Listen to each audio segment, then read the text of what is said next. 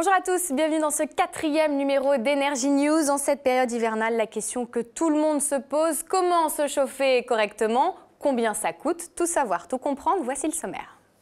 Au sommaire de ce 4e numéro d'Energy News, focus sur le chauffage. Comment passer l'hiver au chaud sans se ruiner? Quelles sont les solutions pour se chauffer moins cher? Les réponses dans ce journal. La rubrique Dans les coulisses vous emmène au salon de l'automobile. Direct Énergie s'associe à Audi dans le domaine de la mobilité électrique. Enfin, nous recevrons en plateau Hubert Baudin, expert chauffage chez Proxiserve, et Yvan Roussin, directeur de la communication de Direct Énergie. Bienvenue dans Energy News. Voilà donc pour le sommaire. Premier aspect auquel on s'intéresse dans ce journal, c'est l'aspect financier. Se chauffer coûte de plus en plus cher, aussi bien chez les particuliers que dans les entreprises. Combien ça coûte exactement? C'est notre sujet grand angle. Avec l'arrivée du froid arrive aussi le budget du chauffage, un budget toujours plus conséquent. Familles, commerces, entreprises et copropriétés surveillent maintenant davantage leur consommation afin de réduire la facture. C'est le cas de Mathieu, gérant d'un restaurant en banlieue parisienne. Il a dû changer son mode de fonctionnement. On subit la hausse en permanence, le tout c'est d'essayer de la bloquer, de la freiner un maximum et de trouver nous, personnellement, des solutions pour consommer un minimum. Et par le changement de fenêtres et par toutes les nouvelles technologies, les changements d'isolation. Là, aujourd'hui, on a réussi à rentrer dans un nouveau contrat avec la concurrence, l'appel de la concurrence. Donc on a un contrat qui est bloqué pendant 3 ans avec des tarifs très corrects. Selon un récent sondage, 66% des Français trouvent leur facture de chauffage trop chère. Qu'ils soient électriques, au gaz ou même inclus dans les charges, le chauffage reste la dépense énergétique la plus élevée aujourd'hui. Afin de ne pas sacrifier son confort ou entamer des travaux parfois coûteux, il existe pourtant des solutions. Christophe est le gérant d'un immeuble en copropriété dans le 16e arrondissement de Paris. Le chauffage, cela représente 30 à 40% du budget de la copropriété. Moi j'ai proposé à ce titre-là de passer sur Direct Énergie. Donc qui a été accepté après une période plus ou moins longue de négociations, de discussions avec le conseil syndical, avec les copropriétaires et également avec le syndic. Avec la hausse des prix de l'énergie, de plus en plus de Français revoient leurs habitudes pour passer un hiver au chaud à moindre frais.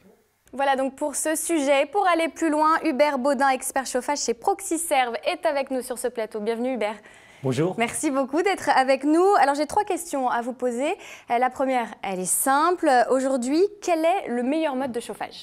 Le meilleur mode de chauffage aujourd'hui, c'est la boucle d'eau chaude. 2 solutions, le circuit radiateur ou le plancher chauffant, régulé de manière intelligente, qui vous amènera tout le confort nécessaire à l'habitation. Alors le vrai souci en général, c'est la facture, parce que le chauffage, ça monte très vite, ça coûte parfois très cher. Quand on veut éviter la facture salée, est-ce qu'il y a des conseils à donner pour ceux qui veulent réduire leur consommation sans changer leur confort et puis sans faire de travaux aussi? Le premier conseil, c'est tout simplement quelque chose de très simple. Il faut réviser sa chaudière.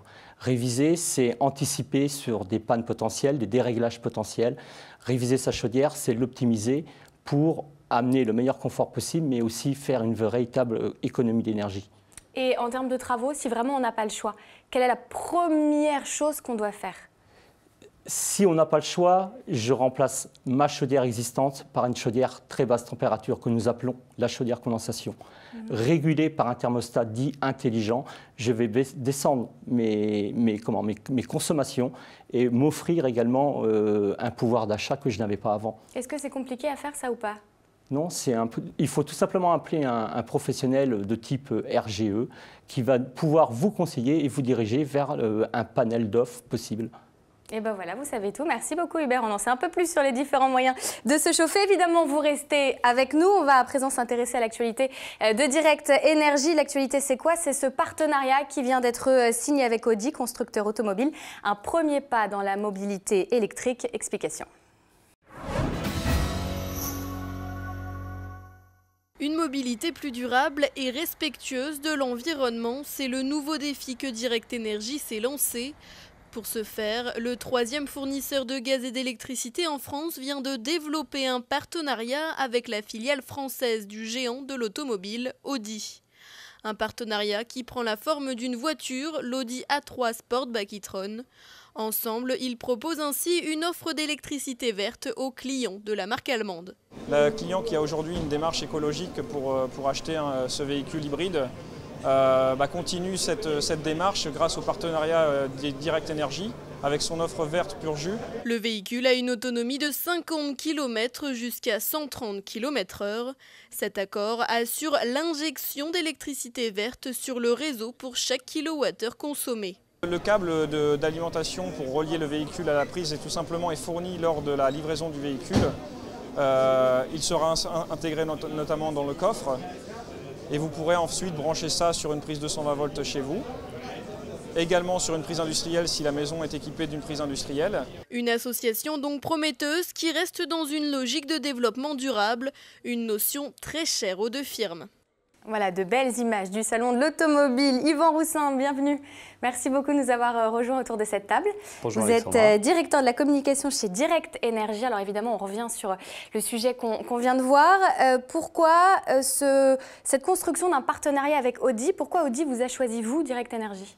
Alors c'est un honneur puisque ça place Direct Énergie dans la cour des grands. Audi, c'est un des leaders de l'automobile premium en Europe, on connaît tous ces modèles.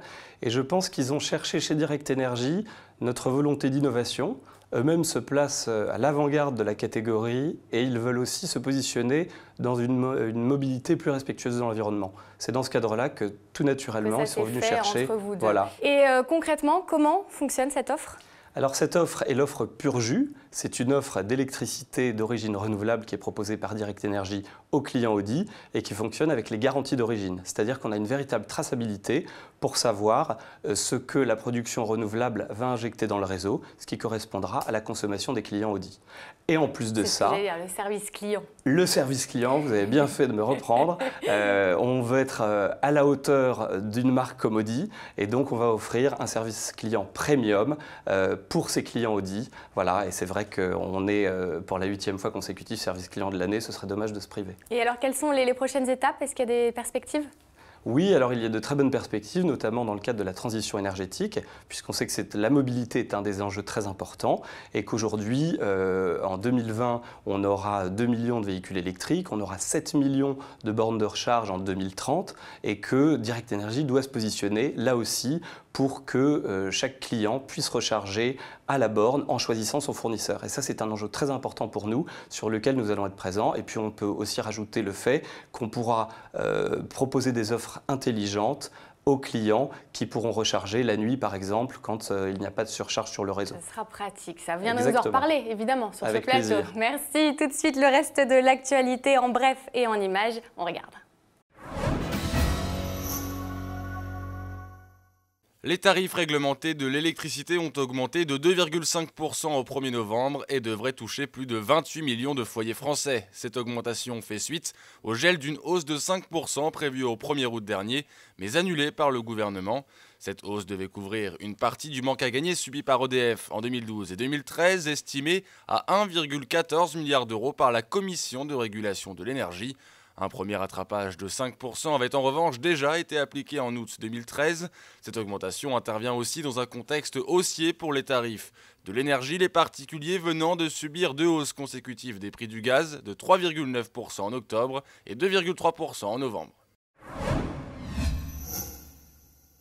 Le projet de loi sur la transition énergétique porté par la ministre Ségolène Royal vient d'être adopté à l'Assemblée nationale, 314 voix contre 219. Le projet sera ensuite examiné en janvier au Sénat afin d'être adopté définitivement au printemps avant la tenue à Paris fin 2015 du sommet mondial sur le climat. Ce projet de loi prévoit notamment de diminuer de moitié la consommation énergétique et plus spécifiquement la consommation fossile de 30%, ainsi que les émissions de gaz à effet de serre de 40% en 2030.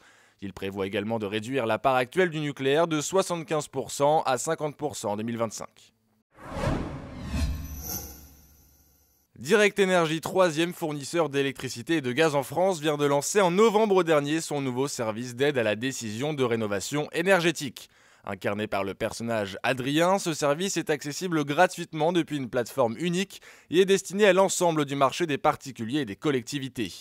Il permet de prendre en charge l'ensemble des besoins liés à la rénovation, du bilan des déperditions énergétiques du logement aux préconisations de travaux, en passant par les calculs des aides et des simulateurs de crédit. Adrien s'impose ainsi sur le marché comme le compagnon de la rénovation énergétique, une problématique qui touche de plus en plus de Français qui souhaitent réduire leur facture d'énergie. Voilà, et si vous souhaitez plus d'informations, vous avez le site directenergie.com. Merci beaucoup à tous les deux. C'est déjà la fin de ce numéro. Yvan Roussin, Hubert Baudin, merci d'avoir été avec nous sur ce plateau. Toute l'équipe d'Energy News vous souhaite de très bonnes fêtes de fin d'année. On se retrouve très vite pour un nouveau numéro. Portez-vous bien. Ciao.